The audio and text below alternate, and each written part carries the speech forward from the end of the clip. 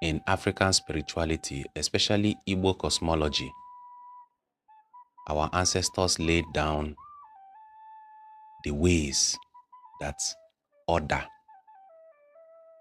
is structured. So when order is broken, there are also laid down rules and ways that order is supposed to be restored.